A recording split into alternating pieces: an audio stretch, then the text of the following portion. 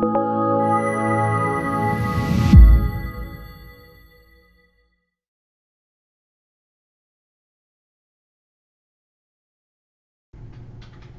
I'm Jacob Hornberger, president of the Future of Freedom Foundation. This is this week's issue of the Libertarian Angle.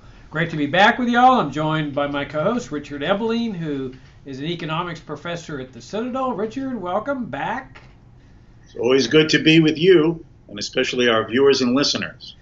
Yeah, me too. Last week we talked about the debt ceiling, and coincidentally, since then, Donald Trump comes up with his budget proposal to Congress, which certainly has some relevance to what you and I were talking about. But since we have something now concrete that Trump is proposing, I thought it would be a good idea to discuss it. And you've written this fantastic analysis of it that we posted on our website yesterday at ff.org for anybody that hasn't read it yet.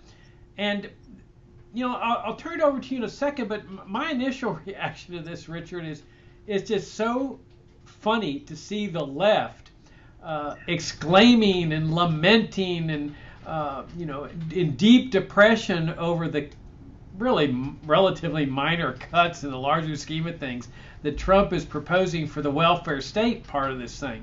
I mean, it's just the standard leftist arguments about, oh, there's no compassion for the poor. And of course, as an aside, I ought to mention that these are the people that are loving the whole immigration controls that they've been proposing for and defending for years against the poorest people in the world. And here they are saying, oh, well, if Trump wants to abolish or reduce welfare state programs, abolish some of them, it really goes to show you that we're not a compassionate society. And of course, as we were talking about last week, there's out of control federal spending. The debt is skyrocketing, and here the guy proposes a few cuts, which really it's really a cut to fund the military, and I'm sure we'll talk about this in the show. But it's just standard leftism that they don't care about the bankruptcy, they don't care about the mountain of debt. All they want to do is keep this welfare state in existence, growing, expanding, and in the process leading this country to financial and economic catastrophe, just as Greece went down that road, just as Puerto Rico went down that road, as many American city governments have gone down that road. What do you think, Richard? Well, as you said last Thursday, the Trump administration issued what they view as a part of the budget that they want to propose for the next federal fiscal year, 2018. Perhaps the viewers and listeners, or some of them might not understand, that the government's fiscal year does not coincide with the calendar year. We're currently in federal fiscal year 2017, but that began on October 1 and will run until September 30th. So the fiscal year 2018 actually begins at the end of September, beginning of October of this year. Now, what Trump has proposed, and he calls it, and it's so typical of his rhetoric, it's called America First, a blueprint for making America great. Now, depending upon which commentators and what newspapers or media you're watching or reading or listening to, you get two totally different perspectives. As you were suggesting just a moment ago, if you read the left of center press, the progressive press, oh, it's a gnashing of teeth. Oh, the sky is falling. Oh, the sky, the heavens will darken, the seas will rise, and the land will now be barren. Oh, it's the end of humanity. And why is this? Because the budget has the following components. There's what's called the mandatory spending. Now, mandatory is euphemistic for the fact that these are those programs for welfare redistribution that are considered, quote, untouchable, and our eligibility is based upon either age or medical condition. That is, Medicare and related health programs and Social Security and related expenses. Now, right now, if you combine Social Security and Medicare and their related category expenses in the 2017 fiscal budget, that represents approximately, around 64 or 65% of the federal budget. the government has to pay interest on the accumulated past debt. That comes to about another 7% of the fiscal 2017 federal budget. So now we're talking about ballpark around 70% of what the federal government is projected and planned to spend, which leaves 30% of what's called discretionary spending. And now the discretionary spending includes defense spending and, quote, non-defense spending. Now, defense spending makes up about 15% of the total federal budget, or approximately half of that discretionary fraction of the government budget pie. Now, the government is spending on defense somewhere in the neighborhood, if I remember the number correctly, around $570 or $580 billion out of an almost $4 trillion overall federal budget, which leaves approximately another $600 or $550 billion for this other non-discretionary spending. Okay, so out of that, let's say approximately $500 billion of non-defense discretionary spending, Trump has proposed in this blueprint to make America great to reduce that by $54 billion and transfer that to increase defense spending. Now, if you look at the overall budget, what is being proposed to be cut, and which is causing, these shocking, palpitations on the part of the left, is what amounts to a cut in the overall budget in these discretionary non-defense spendings of approximately 1.4% of everything the government spends. Now, they're talking about, in that category, there are some significant cuts. The State Department budget is to be cut in the proposal by 29%. The Department of Education would take about a 20% hit. The other departments like Health and Human Resources and everything, these would take cuts. But what's particularly disturbing to the progressives is that there's this little category, which is what funds the National Endowment for the Humanities, the National Endowment for the Arts, for National Public Radio and Television, and these are being proposed to be virtually cut, and the Environmental Protection Agency. Oh God, not the Environmental Protection Agency is to be cut by about 35% from its current level of spending. So for the left, this means, global warming is going to take over the world. Greedy landowners are going to pollute the soil and kill little babies. And then, oh no, there'll be no more support for National Public Radio. Oh gosh, those people on the left who love to drive to work or drive home from work, listening to those mushy-mouthed, collectivist voices on National Public Radio, will shockingly might have to pay a donation or a subscription to listen to it, or even worse if it depends upon private dollars, they might have to be interrupted by capitalist commercials. Oh no, not that! So this is too much for their collectivist mind speak and mind thought to handle. But what we're really talking about is no dramatic change in the budget. There is no proposal for modification of Social Security, and none for Medicare and related expenses. In fact, during the campaign, Trump said that those were sacrosanct. It's part of the American way and his image of a great America. And Michael Mulvaney, who is the director of the Office of Management and Budget, who issued this blueprint, said that he used Trump's campaign speeches during the campaign as the basis of deciding what stays in and what gets cut. And in fact, he even said that quotes from Trump guided the text of this blueprint for part of the next year's budget.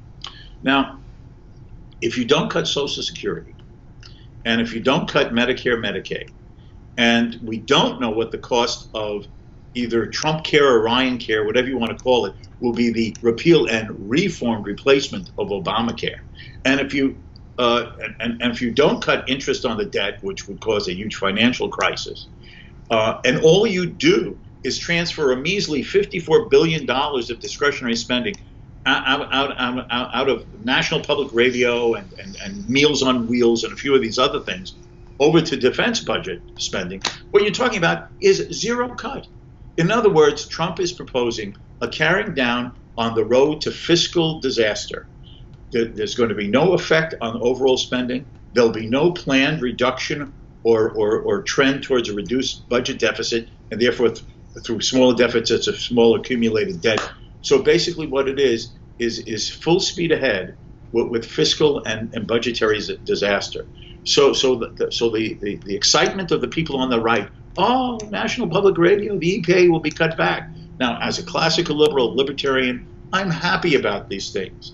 These are things the government shouldn't do, interferes with private property, a proper, honest and working free enterprise system, involves redistribution for cultural and related activities that should be the matter of private philanthropy and charity, and not a forced, coerced payment by taxpayers who may not want these services. So fine, I'm glad that they're being cut.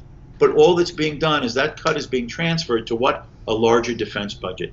He's going to beef up the Air Force, some spending for the Navy, so that the United States will have, in his view, a restored military from the cutting during or the reduction during the Obama years, so America continue to project its military might around the world as global policemen in partnership with its allies in different regions of the planet Earth.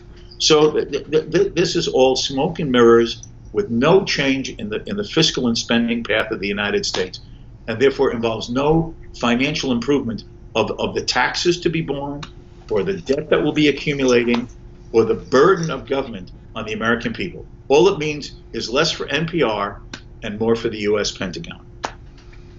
All right, last week we were talking about the level of debt that the U.S. government now owes to its creditors. And Right. You outlined and summarized where the debt had gone as of, let's say, 10 years ago up to today. Would you recapitulate that again? Certainly. Now, if you look at a really long timeline, that is beginning with about 1790, when the new United States government under the new Constitution came into effect. It took approximately from 1790 to 1980, that is the election that brought Ronald Reagan into office, for the federal government to accumulate $1 trillion of national debt. Between 1980 and the year 2000, that is the Reagan years and the Clinton and the Bush senior years and the Clinton years, what we had was a growth in the debt of that 20-year period from $1 trillion to $5 trillion. Then during the 8 years of George W. Bush Jr., we had an increase in the debt from $5 trillion to $10 trillion. And now during the last 8 years under Barack Obama, that debt has doubled again from $10 trillion to $20 trillion. And the Congressional Budget Office, which are basically the statisticians and economics number crunchers, who just look at existing legislation, eligibility for programs, anticipated trend lines of taxes in, expenditures out, and they estimate that if there's no change in the legislation, especially for the entitlement programs, that over the next 10 years, conservatively, they're saying that another $10 trillion will be added to the national debt. That is, between 2017 and 2027, the national debt will grow to around $30 trillion. Now, of course, what tends to happen is that the estimates are on the conservative side. Government always tends to spend more.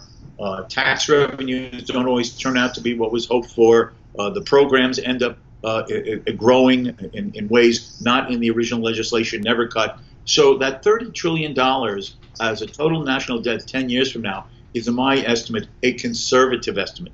Because just in the last 3 or 4 years, every time the Congressional Budget Office has made these longer-term 10-year projections, the expected debt accumulation has grown incrementally.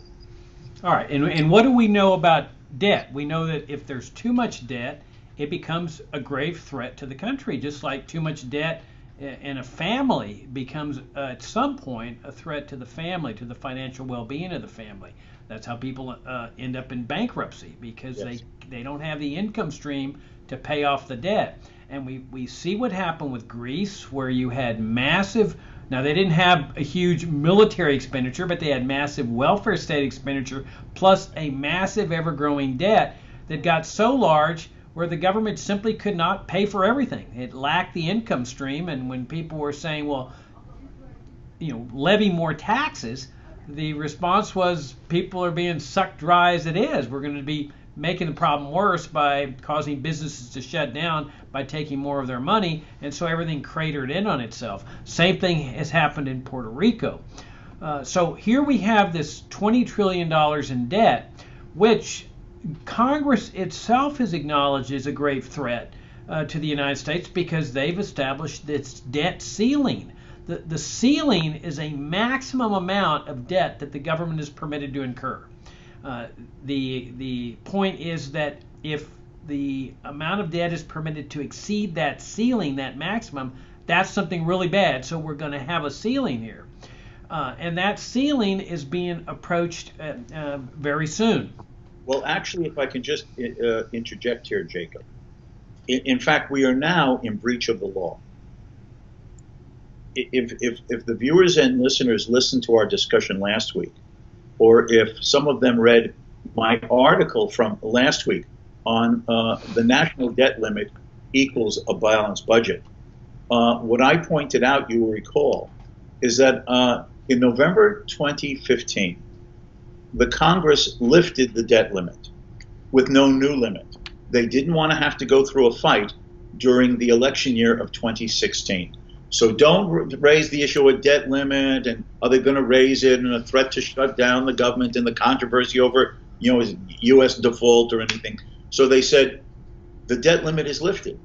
And whatever the government grows as accumulated more deficit spending and therefore new debt between November 2015 and March 15th, 2017, whatever the accumulated debt is on March 15th, 2017, that's when this moratorium is lifted.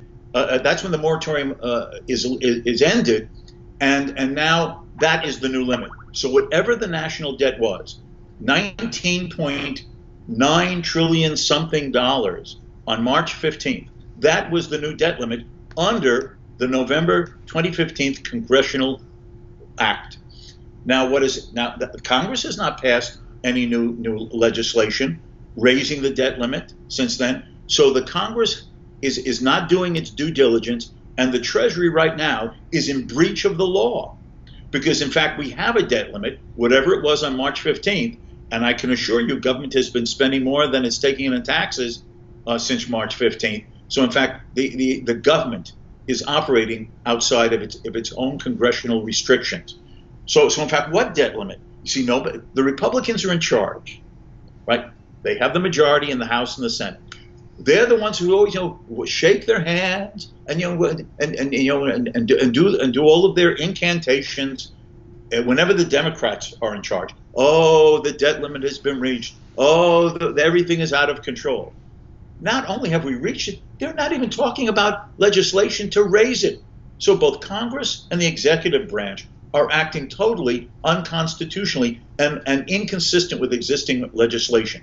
In other words, both are outside the law. I think we need to make a citizen's arrest.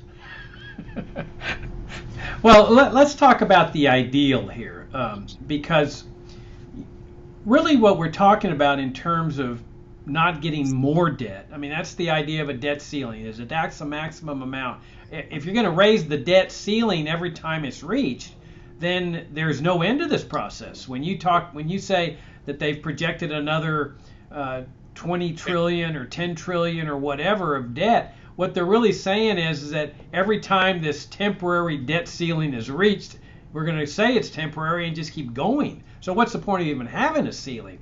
Well, I think the advantage of having a ceiling is that it reminds the American people this is a bad thing when you start exceeding this ceiling. And so what's the ideal here? Well, you and I talked about the ideal last week. The last time in 2015, when they were screaming about the sky's going to fall in if the debt ceiling isn't raised, the government will have to close down, there'll be a default. That since then, all of the big spenders could have said before the ceiling is reached again, we need to slash expenditures. We need to have taxes equal the same amount of expenditures so that there is no new debt. Because if we keep mounting the debt year after year, we're going to reach that new ceiling that we've just set. Well, notice that not one leftist, not one progressive ever called for any reduction in government spending. And so now here we are with the ceiling being reached again.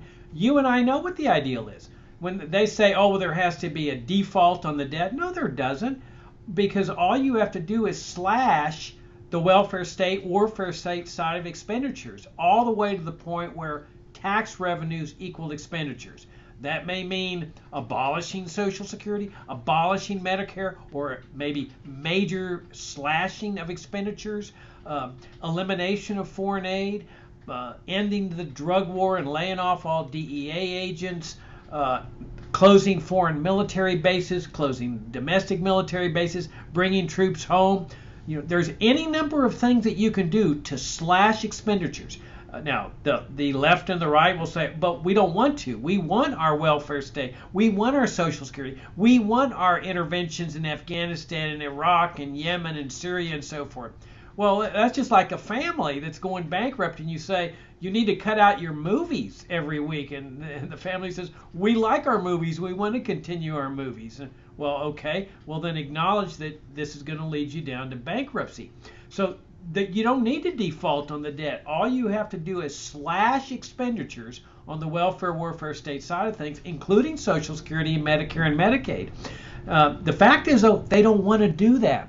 And as you point out, all that Trump's doing is transferring money from the welfare state side of things, well, specifically the State Department, EPA, and the regulatory side of things, nothing from the crown jewel of the welfare state, Social Security and Medicare and Medicaid. And he's taking those cuts and taking that money and transferring it to the Pentagon.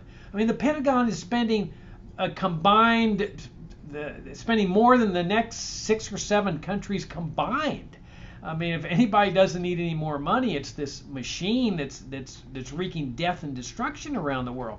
So as you put it, he's not changing anything in the larger scope of things. Okay, he's upsetting the left. He's making the right happy. But notice that the left is a little bit trapped here, Richard, because they've been supporting this military machine through the entire 8 years of the Obama administration. They've been supporting the war on terrorism, the interventions in the Middle East, Afghanistan.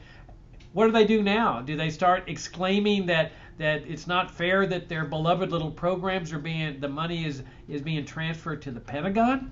But what, in the larger scheme of things, as you point out, he's not changing the overall level of spending, which means that they're still spending about $500 billion more than what they're bringing in.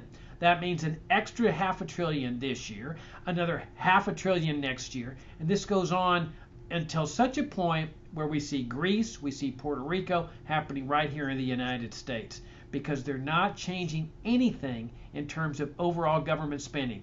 Trump is turning out to be just like Bush, just like Obama, just like every big spender that's been in office for the last umpteen years. Correct, and this was clear during the entire campaign. The fact is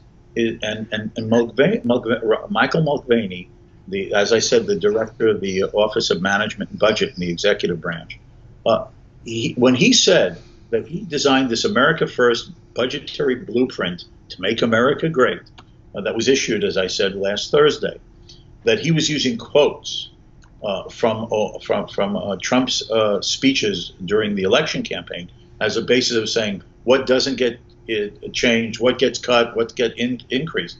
This is what Trump promised. That the core elements of the redistributive welfare state are sacrosanct and not to be subject to the budget cutters' chopping block.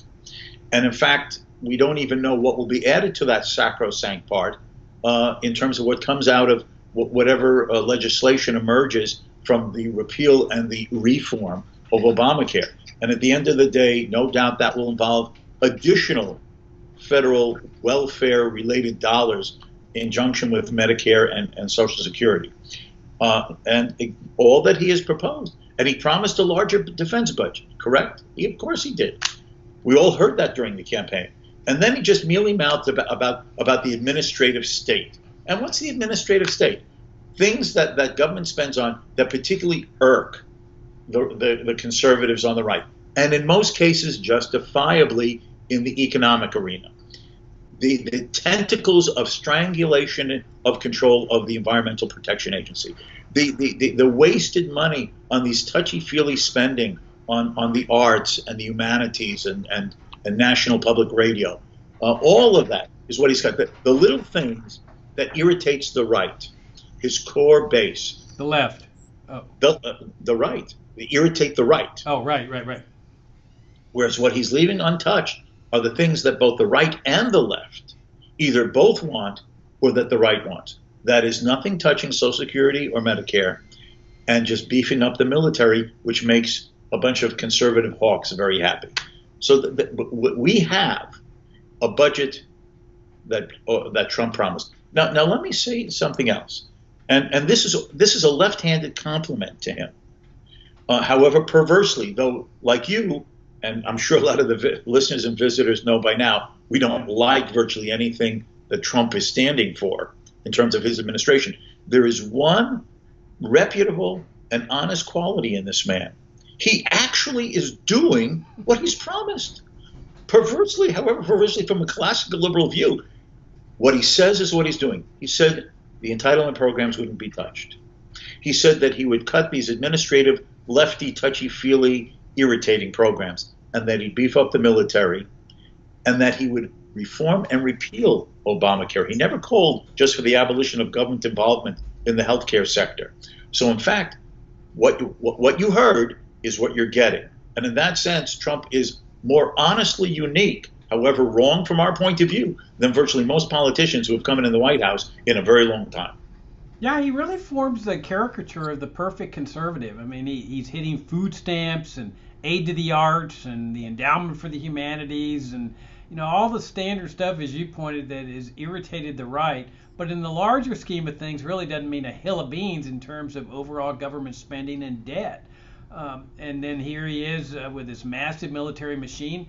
I mean, you know, there's also some libertarians that have a little bit of egg on their face that supported Trump and said he's going to be a non-interventionist. He's going to move, you know, with his America First reference, he's going to move America away from foreign interventionism and anti-militarism. And that's all nonsense. I mean, he is exemplifying everything conservatives have stood for decades. The massive military establishment, the national security state, surveillance, a spine, except on him, of course.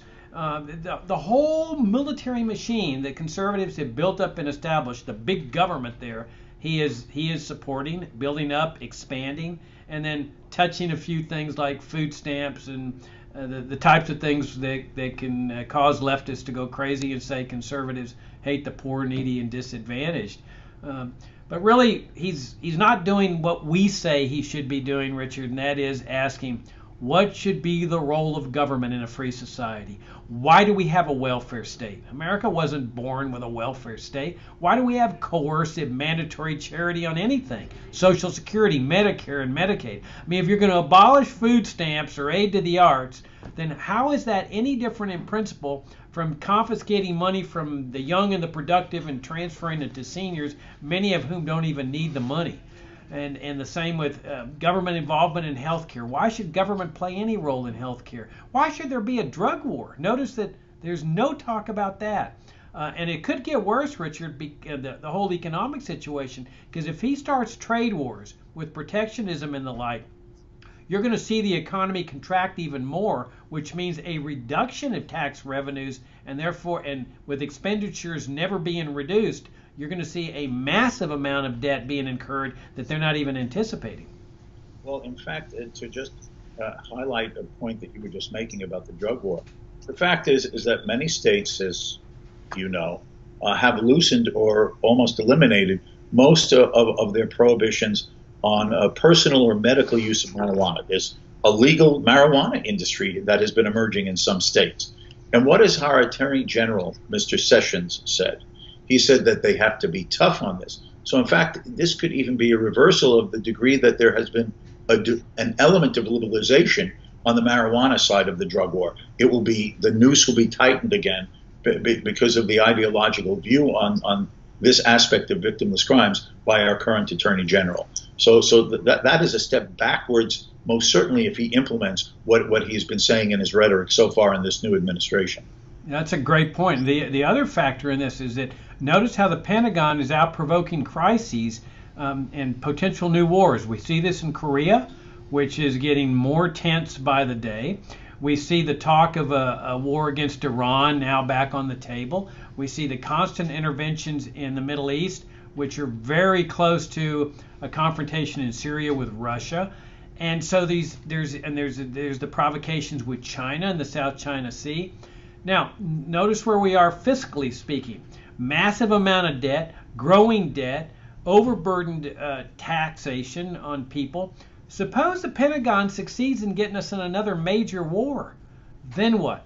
Then all of a sudden we're looking at massive levels of additional taxation, additional debt that are going to make this situation even more precarious. Correct. But we have to understand something which we all know, but we need to highlight. Our government has been operating for a very long time, regardless of what party has been in the White House or in control of Congress, on the basis of pragmatism and expediency. The idea that what government does and how it does it should be guided by a set of underlying fundamental principles concerning what rights the individual has, what form should human relationships take in the private sector, and therefore what role should government have in securing liberty and protecting a voluntary, peaceful market environment. That has been set aside. What we just have basically is the expediency and the pragmatism of what serves special interests and various ideological goals, and then government is just twisted and made to take form and shape to reflect those collectivist, interventionist, and statist policies.